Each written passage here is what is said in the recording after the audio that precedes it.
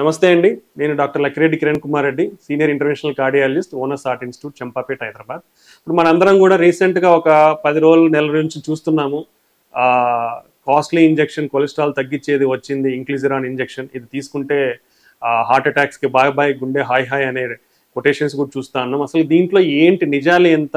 మరి అది నిజంగానే అంత పవర్‌ఫుల్ ఇంజెక్షనా? మరి దాని బెనిఫిట్స్ ఎంతవరకు ఉన్నాయనేది మనం తెలుసుకుందాము. సో ఇంక్లిజిరాన్ ఇంజెక్షన్ అనేది this is the novel lipid lowering agent అంటాం. అంటే కొత్తగా కొలెస్ట్రాల్ తగ్గించడానికి కనుక్కోబడింది.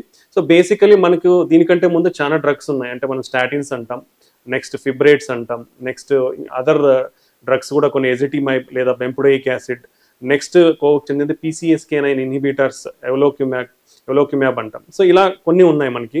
సో బట్ ఇంక్లిజిరాన్ స్పెషాలిటీ ఏంటి, దాని మెకానిజం ఆఫ్ యాక్షన్ ఏంటి అనేది తెలుసుకున్నాం, అంటే ఎలా పనిచేస్తుంది అనేది. సో మనం ఏదైతే PCSK9 అని వాడుతున్నామో దీంట్లో ఆల్రెడీ ఈ ఇంక్లిజిరాన్ కంటే మనకు PCSK9 ఇన్హిబిటర్స్ అనే డ్రగ్స్ కూడా ఉన్నాయి.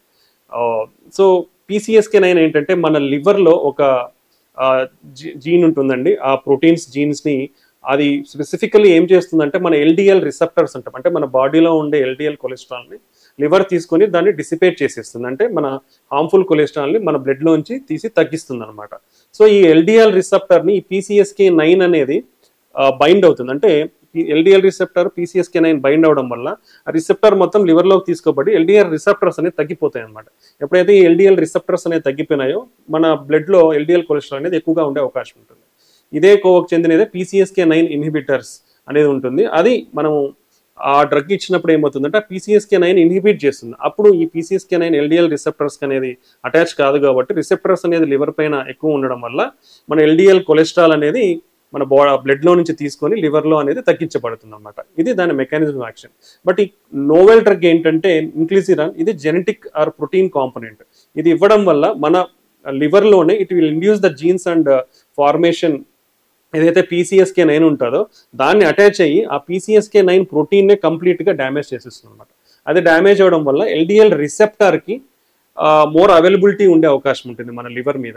సో అప్పుడు ఆ LDL రిసెప్టార్కి LDL కొలెస్ట్రాల్ అనేది బ్లడ్ నుంచి అటాచ్ అయిపోయి లివర్లోకి వచ్చి బాగా తగ్గే అవకాశం ఉంటుంది అనమాట. సో ఇది దాని మెకానిజం ఆఫ్ యాక్షన్. బట్ ఇది ఎవరిలో ఇండికేటెడ్ అంటే ఈ ఇంక్లిజిరాన్ కాస్ట్లీ ఇంజెక్షన్ అనేది పర్టికులర్లీ ఎవరైతే ఆల్రెడీ హార్ట్ అటాక్స్తో కానీ, బ్రెయిన్ స్ట్రోక్తో కానీ, పెరిఫెరల్ ఆర్టరీ డిసీజ్ అంటాం, అథెరోస్క్లెరోటిక్ డిసీజెస్ ఎవరైతే అఫెక్ట్ అయి ఉంటారో వాళ్ళలో మాత్రమే అధ్యయనం చేయండి. లేదంటే ఫెమిలియల్ హైపర్ కొలెస్ట్రాలిమియా, ఫ్యామిలీస్లో కొలెస్ట్రాల్ ఎక్కువ ఉన్న వాళ్ళలో అధ్యయనం చేయబడింది అనమాట. సో ఈ స్పెసిఫిక్ కేటగిరీలో మాత్రమే ఇది మనకి ఇప్పుడు అధ్యయనం చేయబడింది. వాళ్ళల్లో ఆల్రెడీ అఫెక్ట్ అయిన వాళ్ళలో ఇది తీసుకుంటే LDL కొలెస్ట్రాల్ అనేది బాగా తగ్గే అవకాశం ఉంటుంది అనేది మనకి నిరూపించబడింది. దెన్ ఈ ఇంక్లిజిరాన్ కాస్ట్ ఎంత ఉంటుంది? మరి అప్రాక్సిమేట్గా 1 to 1.2 lakhs ఉండొచ్చు. ఇది ఎన్ని డోసెస్ అవసరం అంటే ఫస్ట్ ఒక డోస్ తీసుకున్న తర్వాత థర్డ్ మంత్లీ ఒక డోస్ తీసుకోవాలి.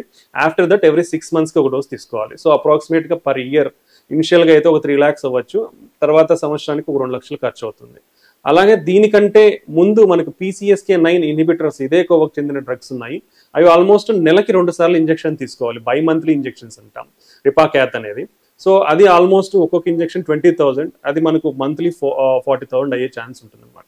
సో పర్ 1 year తీసుకుంటే అది రిపాక్యాత్ అనేది 4 lakhs అయ్యే ఖర్చు ఉండొచ్చు. సో ఇవి మనకు అడ్వాంటేజెస్ ఏంటంటే మరి ఇంక్లిజిరాన్ వల్ల ఓన్లీ ఇయర్లీ ట్వైస్ మాత్రమే తీసుకుంటే మనకి కొలెస్ట్రాల్ అనేది కంట్రోల్ చేసుకునే అవకాశం ఉండొచ్చు. బట్ కాస్ట్ ఫ్యాక్టర్ అనేది ఇంపార్టెంట్ ఉంది. సో ఇవి కాకుండా మరి మిగతా డ్రగ్స్ పోలిస్తే ఎంతవరకు ఎఫెక్టివ్? మనం ఆల్రెడీ ఇంతకుముందు కంపేర్ చేసుకున్న డ్రగ్స్ స్టాటిన్స్ తీసుకుంటే ఆల్మోస్ట్ 50% కొలెస్ట్రాల్ లెవెల్స్ని తగ్గిస్తుందండి. దెన్ మనకి PCSK9 ఇన్హిబిటర్ అని మనం రిపాక్యాత్ అని అనుకున్నాము, అది 60% తగ్గిస్తుంది LDL కొలెస్ట్రాల్. దెన్ మనకు స్టాటిన్స్ ప్లస్ ఎజిటిమైబ్ అనే అదర్ డ్రగ్ ఉంది, ఆ రెండు కలిపి కూడా 65% LDL కొలెస్ట్రాల్ని తగ్గిస్తుంది. నెక్స్ట్ స్టాటిన్స్, ఎజిటిమైబ్, PCSK9 ఇన్హిబిటర్స్ ఇవి మూడు కలిపి 75% తగ్గిస్తాయి, 70 to 80% తగ్గిస్తాయి. సో మనం కాంబినేషన్ థెరపీ ద్వారా కూడా తక్కువ ఖర్చులో కూడా LDL కొలెస్ట్రాల్ని తగ్గించుకోవచ్చు. బట్ ఈ ఇంక్లిజిరాన్ వల్ల ఉండే ఒకే ఒక అడ్వాంటేజ్ ఏంటంటే ఇయర్లీ 2 times మాత్రమే తీసుకుంటే మనం LDL కొలెస్ట్రాల్ని తగ్గించుకోవచ్చు. అది కూడా ఇప్పటి వరకు ప్రూవ్ అయ్యింది.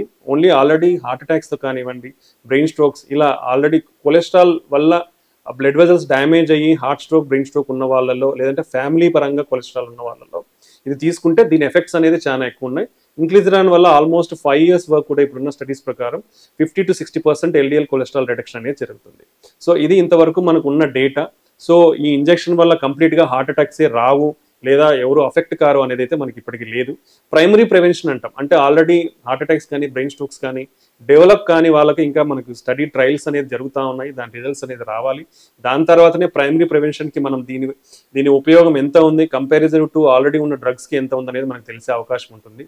సో టిల్ నౌ మనకున్న ఇన్ఫర్మేషన్ ప్రకారం ఇంక్లిజిరాన్ అనేది only disadvantage cost effect factor, advantage వచ్చేసి ట్వైస్ ఇయర్లీ, సంవత్సరానికి 2 సార్లే తీసుకోవచ్చు. రోజు టాబ్లెట్స్ తినడం ఎవరికైతే ఇబ్బంది ఉంటుందో, లేదంటే ఈ స్టాటిన్స్ వల్ల సైడ్ ఎఫెక్ట్స్ ఎవరికైతే ఉంటాయో, లేదంటే స్టాటిన్స్ వాడినా మనకి కొలెస్ట్రాల్ ఎల్డిఎల్ కొలెస్ట్రాల్స్ అనేది తగ్గలేదో వాళ్ళకు మాత్రమే ఇది చాలా సిగ్నిఫికెంట్గా అవసరం ఉంటుంది. కాబట్టి ఇంక్లిజిరాన్ డ్రగ్ వల్ల అన్ని హార్ట్ అటాక్స్ అనేది ఆగిపోతాయి అనేది లేదు.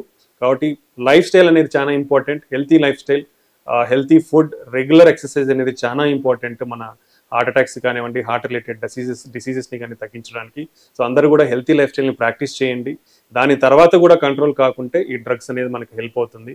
సో ఈ విధంగా హెల్తీ లైఫ్ స్టైల్ పాటించి అందరూ కూడా మీ ఈ హార్ట్ యొక్క ఆరోగ్యాన్ని సేఫ్టీగా ఉంచుతారని ఆశిస్తున్నాను. థ్యాంక్ యూ అండి.